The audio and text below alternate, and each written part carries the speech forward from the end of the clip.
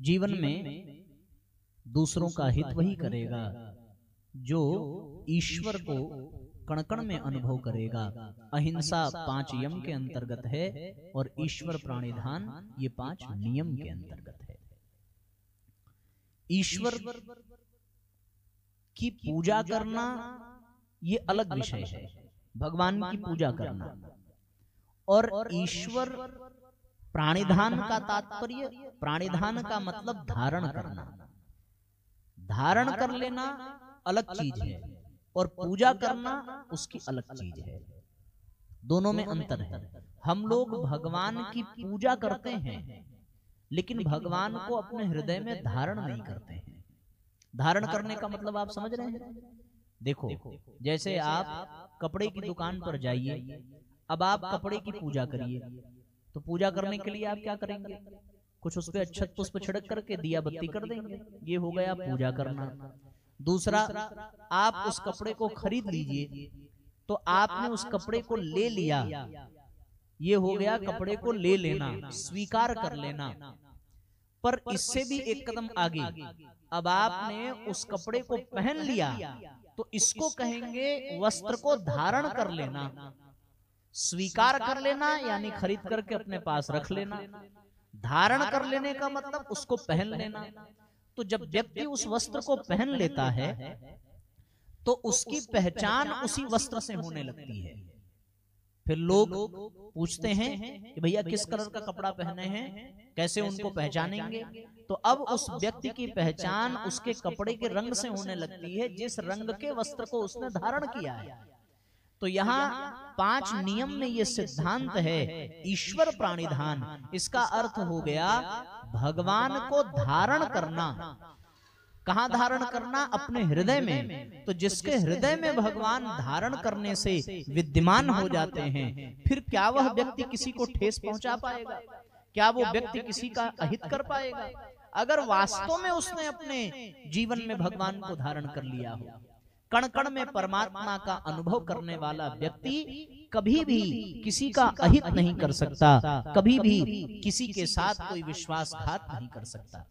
हम लोग ये जानते तो हैं कि ईश्वर सर्वभूतानाम, सभी तत्वों में, सभी कण में ईश्वर विद्यमान है, ये जानते हैं, ये मानते भी हैं कि भगवान कण कण में है। लेकिन हम इस विषय को अपने व्यवहार में धारण नहीं कर पाते कि वास्तव में भगवान हर कण में विद्यमान है।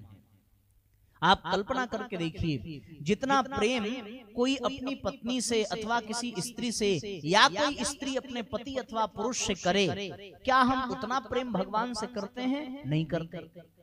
जितनी देखभाल, जितनी चिंता और जितना हमारे मन में अपने बच्चों के प्रति समर्पण है, उतना समर्पण क्या परमात्मा के प्रति हमारे मन में है? नहीं है। किसी पुलिस वाले को देख करके, किसी अधिकारी को देख करके जितना हमें डर लगता है, क्या उतना भय हमें भगवान का है? नहीं है। हमारे मन में न भगवान के प्रति प्रेम उतना है, न भगवान के प्रति समर्पण उतना है, न भगवान के प्रति आसक्ति उतनी है। हमारा जो भगवान से साथियों संबंध और रिश्ता है वो केवल और केवल व्यापारिक संबंध है। वृंदावन में एक परिजन ऐसे रहा करते थे कि उनको कुछ भी नहीं करना होता था, फिर भी उनका जीवन यापन चलता था। उनको खूब पैसा मिलता था। पूछो कैसे? उनके कमाई का साधन वृंदावन के बंदर थे। क्या करते थे वो?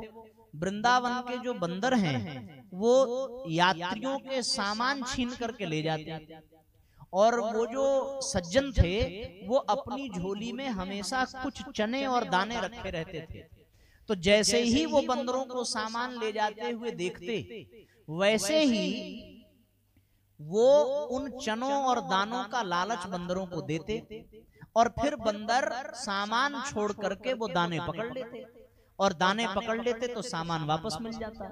अब वो व्यक्ति जिसका सामान है उसी को आधे मूल्य पर वो सामान बेचता कि भैया बंदर तो ले गए, आपको तो मिलेगा नहीं, अब हम आपको आपका ही सामान दे रहे हैं, लेकिन हमने बंदर से लेकर के दिया है, इसलिए आपको इसका मूल्य देना पड़ेगा।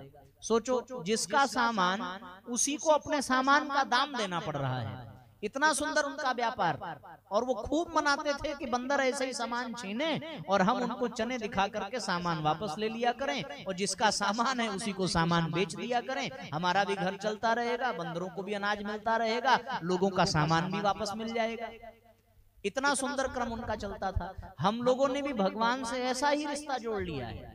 हम भगवान के सामने ऐसी बात करते हैं कि हमें इतना और मिल जाए, हमें इतना और मिल जाए, हम ये कर लें, हम वो कर लें। संसार की कामना, परिवार की कामना, स्वर्ग की कामना, मोक्ष की कामना, मुक्ति की कामना, ये सब बातें हम लोग भगवान के सामने रखते हैं और केवल इतना ही सोचते हैं कि भगवान केवल स्वर्ग को देने वाले हैं, भगवान मुक्ति देने वाले हैं, भगवान संसार, परिवार, धन, रुपया, पैसा देने वाले हैं। इस कामना से भगवान से जब हम संबंध जोड़ लेते हैं साथियों, तब वास्तव में हमें केवल और केवल मन में हम भगवान को धारण तो नहीं कर पाते, भगवान को केवल हम पूजने लगते हैं। भगवान को धारण करना बहुत दूर की बात हो जाती है हमारे लिए।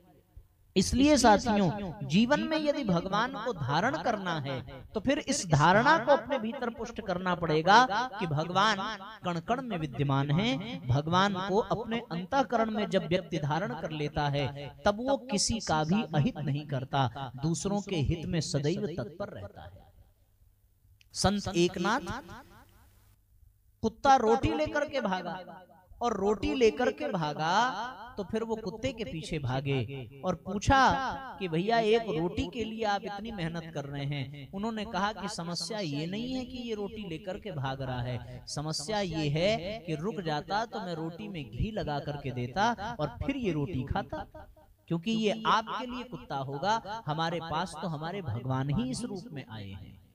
कण कण में, हर प्राणी में, हर जीव में परमात्मा का दर्शन होने लगता है। आप विचार तो करके देखिए, महाराज शिव हुए, किसी बहेलिये ने किसी पक्षी की हत्या करने के लिए उस पर प्रहार किया, पक्षी भयभीत होकर के भागा और महाराज शिव के चरणों में जाकर के घायल होकर के गिरा, व्याध के बाण से लग जाने से। अब महाराज शिव ने पक्षी को उठाकर अपनी गोद में रख लिया। वो शिकार करने वाला शिकारी आया और उसने कहा कि हमें आप जो है हमारा शिकार दे दीजिए। महाराज शिव ने कहा कि हम शिकार तो नहीं दे सकते, इसकी हत्या करना बड़ा दंडनीय अपराध है।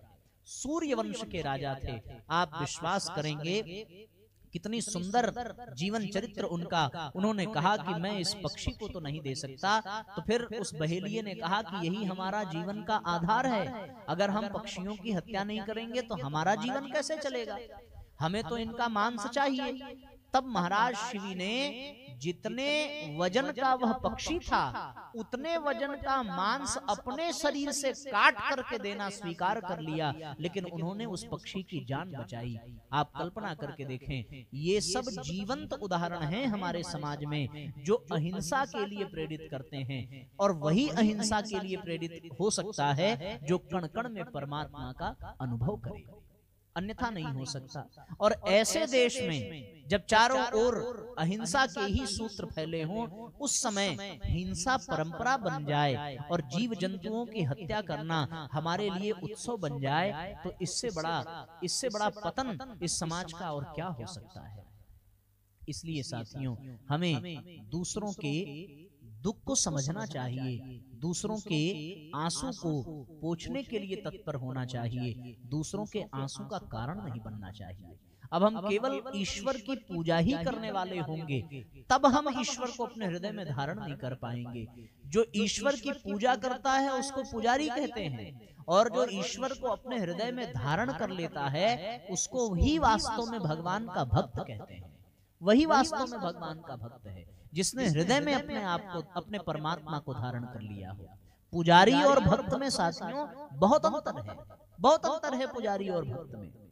पहला अंतर तो यही है कि पुजारी केवल और केवल मूर्ति में ही भगवान को देखता है, केवल और केवल मंदिर के मूर्ति में भगवान को देखता है पुजारी। लेकिन जो भक्त है वह भक्त केवल मूर्ति में भगवान को नहीं देखता, बल्कि हर प्राणी में, कण कण में भगवान का वो अनुभव करता है।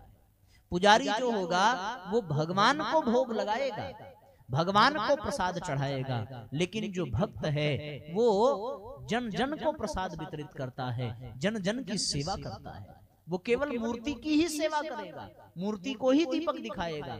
लेकिन जो भक्त है वो सारे संसार को प्रकाशित करता है, सारे जगत को प्रकाशित करता है। यही भक्त और पुजारी में बहुत विशेष अंतर है।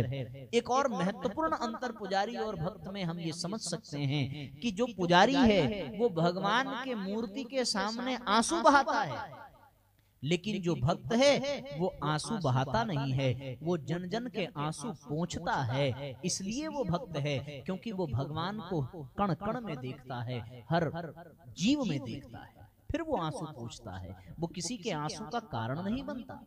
भक्त और पुजारी में एक बड़ा महत्वपूर्ण अंतर यह भी है कि पुजारी तो कर्मकांड करता है, लेकिन भक्त कर्मकांडी नहीं होता, भक्त कर्मयोगी होता है, वो कर्मयोग करता है।